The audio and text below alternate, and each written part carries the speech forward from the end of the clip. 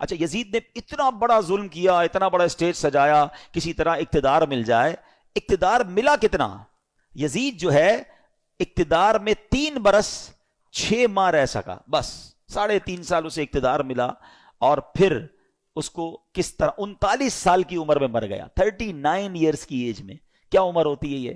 لیکن بڑی بری عادتیں تھیں، شراب کا عادی تھا، بدکاری کا عادی تھا. ایک رومی لڑکی سے اس کو عشق ہو گیا.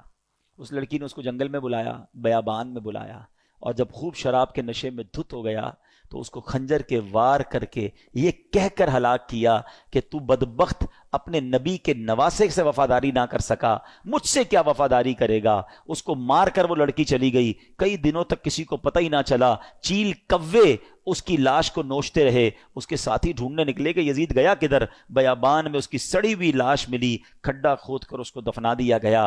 یہ انجام ہوا ان ظالموں کا. ایک یزید کے بعد سب سے بڑا جو یوں سمجھیے کہ کوفہ کا جو گورنر تھا نا، وہ بڑا مجرم تھا. اس کا نام تھا ابن زیاد.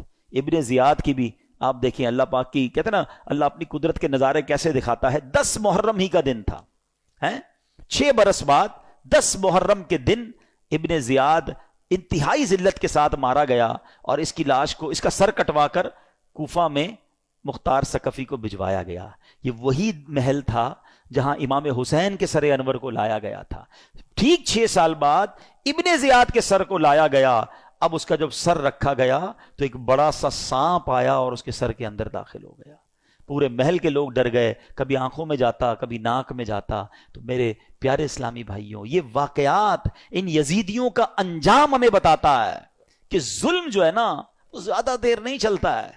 اگر دنیا میں آج بھی کوئی ظلم کر رہا ہے، کسی کا مال دبایا ہوا ہے، کسی کا حق دبایا ہوا ہے، کسی کی زمین پہ قبضہ کیا ہوا ہے، کسی کو ویسے ہی ڈرا رہا ہے، وہ یہ نہ سمجھے کہ یہ پائیدار ہے. ظالم کا انجام جو ہے نا وہ بڑا ہی عبرتناک ہوتا ہے. پھر دنیا تماشا دیکھتی ہے، اور مظلوم جو ہے اللہ اسے ترقی دیتا ہے.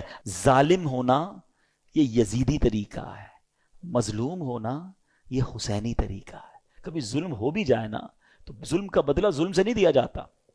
اس نے ہمارے بندے مارے، ہم اس کے بندے مار دیں. آج کل یہی ہو رہا ہے، دشمنیاں چلتی ہیں. ہمارے یہاں نہیں تو کبھی قبائلی علاقوں میں چلے جائیں. ہمارا جب دورہ ہوتا ہے بلوچستان میں اور اندرون سندھ میں تو پتہ چلا وہ خاندانی اور قبائل کی لڑائی چل رہی ہے.